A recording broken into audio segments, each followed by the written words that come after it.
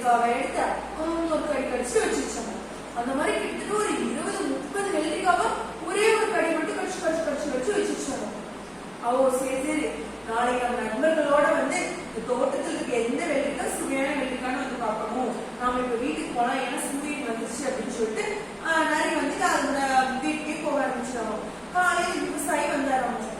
பார்த்துட்டு இந்த பாத்தியில இருக்க வெள்ளரிக்காய் மட்டும் எல்லாத்தையும் ஒவ்வொரு கடி கடிச்சிருக்கு. என்னவா இருக்கும்? காக்கா, குருவி, மயில், இல்ல முயல், எலி, பெருக்கா அந்த மாதிரி கடிச்சிருந்தா கூட 1-2 தான் கிடைக்கும். இப்படி ஒட்டுக்கா 30-40 ஒரே ஒரு கடி மட்டும் கடிச்சிருக்காதே, என்னதான் இருக்கும்? எது இந்த மாதிரி பண்ணிருக்கும் அப்படின்னு ஒரு தெரியல நாளைக்குதான் பண்ணிச்சுன்னு சொல்லி யோசிச்சாராங்க. அப்புறம் எங்க பையனும் விவசாயி நம்ம அப்பா நம்ம ஏதாவது பண்ணணும்ப்பா அப்படின்னு பிளான் பண்ணாங்கம்மா. என்ன பண்ணலாம்?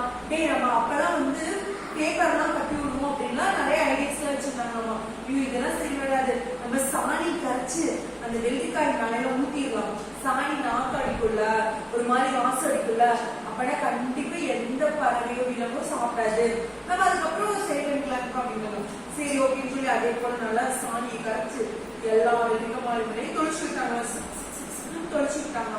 தொழிச்சுக்கிட்டு நைட்டு அங்கேயே ஒளிஞ்சு நின்று பார்த்துட்டு இருக்காங்க.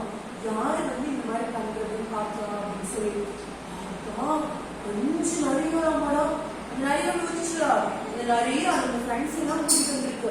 அப்படி கூட்டிட்டு வாங்க வாங்க, நேற்று நான் இந்த தோட்டத்துல தான் வெள்ளரிக்காய் சாப்பிட்டேன், அவ்வளோ டேஸ்டா இருந்தது, அவ்வளோ